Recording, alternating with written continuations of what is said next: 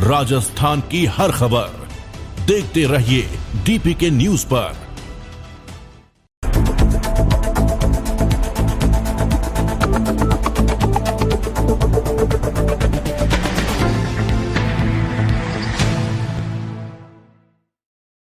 राजस्थान प्रदेश के पास solar energy की अपार संभावनाएं हैं। सोलर पावर के लिए आवश्यक सूरज और जमीन यहां पर्याप्त उपलब्धता है, ये कहना है father of Indian solar energy Deepak Gadia का। वो गुरुवार को Podar group of institution of federation of unicorn startups and industry के संयुक्त तत्वाधान में आयोजित 3 दिवसीय महाफेस्ट इनोफेस्ट के पहले दिन लाइफ चेंजिंग स्पीच आत्मनिर्भर इनसाइट्स में एक्सपर्ट के रूप में संबोधित कर रहे थे।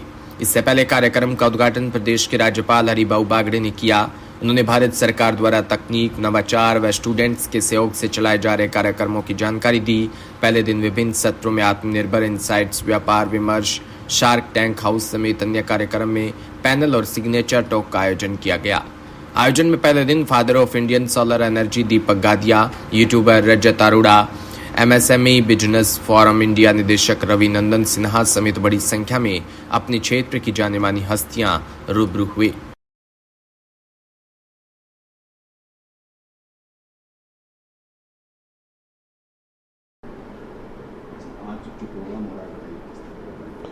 ये पोदार ग्रुप ऑफ इंस्टीट्यूशन तथा federation of unicorn innovative startups and industry के संयुक्त तत्वाधान में ये 3 दिवसीय इनोफेस्ट कार्यक्रम जो आज यहाँ राजस्थान इंटरनेशनल सेंटर में हो रहा है, ये अपने आप में अद्वितीय है, क्योंकि इसमें जो देश विदेश में जो इनोवेशंस हुए हैं, जो स्टार्टअप्स ने इनोवेशन किए हैं, बच्चों ने जो इनोवेशंस किए हैं, और जो शार्क टैंक में जो हमारे स्टार्टअप्स गए हैं, आज वो सारे लोग यहाँ पर आज पार्टिसिपेट कर रहे हैं। और इसमें 50 से ज़्यादा देश विदेश से स्पीकर्स आए हैं, 200 से ज़्यादा स्टार्टअप्स हैं और 50 से ज़्यादा यहाँ पर स्टॉल लगी हुई हैं और 50 से ज़्यादा इसमें इन्वेस्टर्स आए हैं, जो वो भी देश विदेश से आए हैं, दुबई से आए हैं, यूके से आए हैं, इंडिया में अलग अलग प्रदेशों से आए हैं।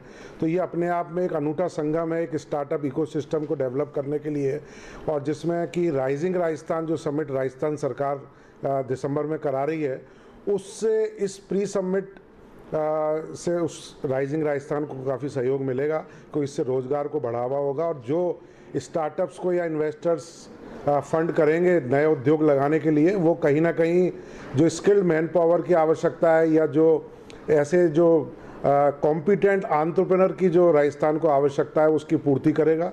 और मेरा मानना है कि इसमें अभी भी काफ़ी हज़ारों की संख्या में स्कूल के स्टूडेंट्स और कॉलेज के स्टूडेंट्स, यूनिवर्सिटी के स्टूडेंट्स, एंटरप्रेन्योर्स आए हुए हैं और पूरी एग्जीबिशन को भी देख रहे हैं। और सेशंस भी हमारे जो बाहर से आए हुए स्पीकर्स उनके चल रहे हैं, जिसमें सोलर एनर्जी के रेवोल्यूशन के फादर दीपक गठिया जी हैं, हमारे जो जियो सिनेमा की लाइन्स डेन प्रोग्राम है उसके प्रोड्यूसर हैं। तो इस तरह की काफ़ी बड़ी बड़ी मशहूर हस्तियाँ यहाँ पर मौजूद हैं।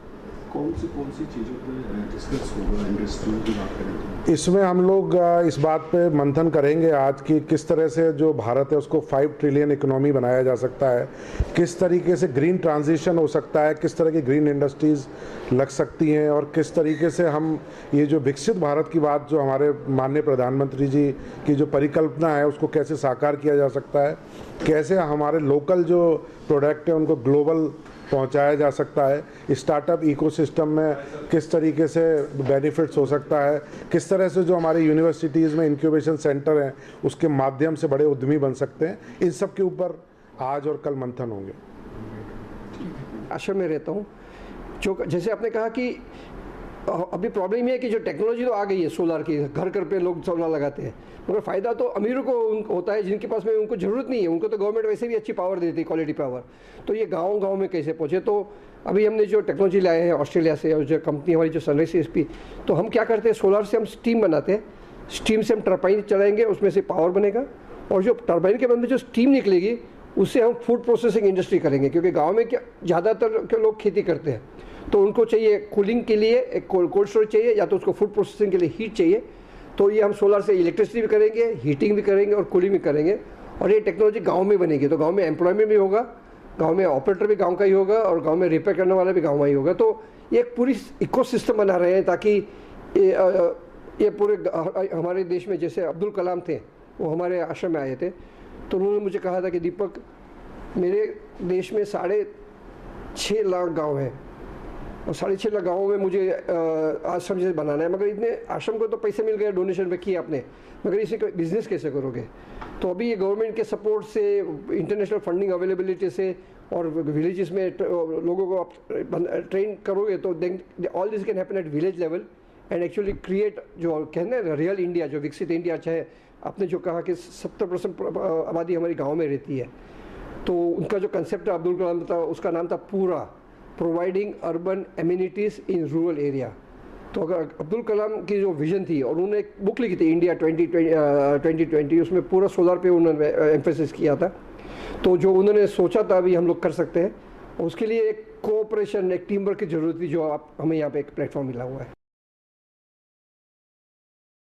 सूरतगढ़ से खबर, जहां महाराजा गंगा सिंह विश्वविद्यालय बीकानेर के तत्वाधान में सूरतगढ़ पीजी महाविद्यालय में 20वीं अंतर महाविद्यालय महिला वर्ग कुश्ती प्रतियोगिता का आयोजन किया। प्रतियोगिता में बीकानेर संभाग के विभिन्न महाविद्यालयों की टीम 59 पहलवानों ने हिस्सा लिया। कार्यक्रम के मुख्य अतिथि संदीप कासनिया व रामदयाल सारण, निजी शिक्षण संस्थान अध्यक्ष, महाविद्यालय के प्रबंध समिति अध्यक्ष प्रवीण अरोड़ा व राजकुमार गर्ग और वरुण गर्ग और जयकिशन अरोड़ा व सभी अतिथियों ने मां सरस्वती के समक्ष दीप प्रज्वलित कर कार्यक्रम का शुभारंभ किया।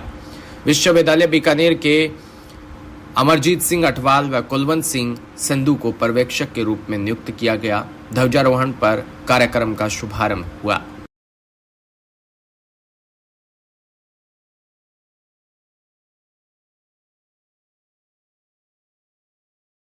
सूरतगढ़ क्षेत्र के कालूसर गांव की रूई क्षेत्र में हिरण कंटीली तारों से जख्मी हो गया। किसानों ने हिरण के शिकार होने का अंदेशा लगाकर भाजपा नेता राकेश बिश्नोई को फोन कर सूचना दी।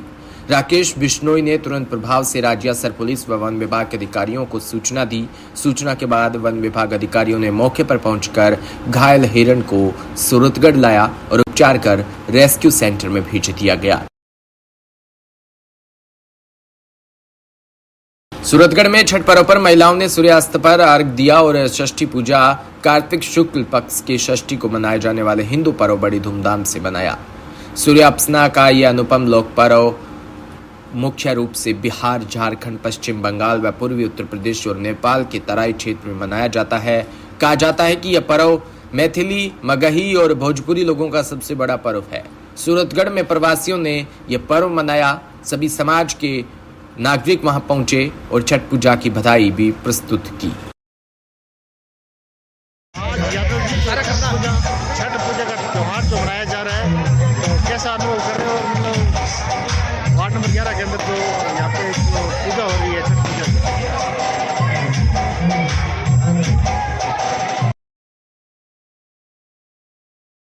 जोधपुर में ओसिया विधायक भीराराम सियोल ने प्रेस वार्ता कर कहा कि मैं भी कल पीड़ित परिवार से बात की और पीड़ित परिवार से बात करने पर मैंने कहा था कि सरकार के सारे दरवाजे खुले हैं, सरकार उनकी सारी मांगे मानने को तैयार हो गई, लेकिन कुछ लोग समझ नहीं रहे और इस गुत्थी को सुलझाना नहीं चाहते। साथ ही उन्होंने कहा कि सत्याकांड में जिस भी आरोपी का हाथ है उसे गिरफ्तार करने वाले हैं। मैं कल 3 बजे मृतका के परिजनों के पास गया और मैं बात रखी, क्योंकि मारवाड़ के जाट समाज से मैं आता हूं और मैं समाज की तरफ से भी बात रखी। मृतका के परिवार को समय पर न्याय मिले, इसलिए मैंने मृतका के परिवार से अपील की है कि मृतका के पोस्टमार्टम करवाया जाए, वह जरूरी भी है ताकि एविडेंस के रूप में पेश किया जा सके। आप मृत शरीर के साथ अन्याय कर रहे हैं। समाज भी यही चाहता है कि इस हत्याकांड में जो भी दोषी है वो बचना नहीं चाहिए। वहीं उन्होंने कहा कि मृतका के परिवार को कुछ लोग गुमराह कर रहे हैं। अगर समय पर पोस्टमार्टम नहीं होगा तो साक्ष्य भी कमी आएगी।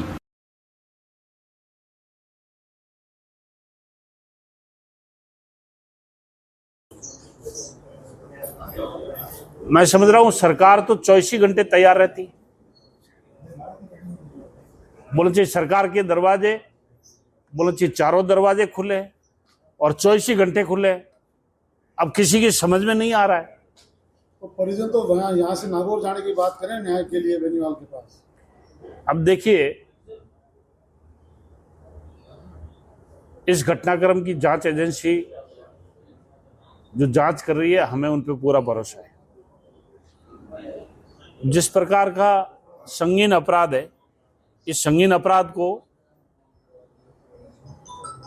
जो इन्वेस्टिगेशन एजेंसियां हैं, जो जोधपुर पुलिस कमिश्नरेट जिस प्रकार से जांच कर रही है, जोधपुर पुलिस कमिश्नरेट किसी के दबाव में नहीं है, नंबर 1, और वो किसी भी तरीके के किसी भी लेवल के चाहे इस अपराध में क्षणिक भी योगदान था, वो पुलिस उनको छोड़ने वाली नहीं है।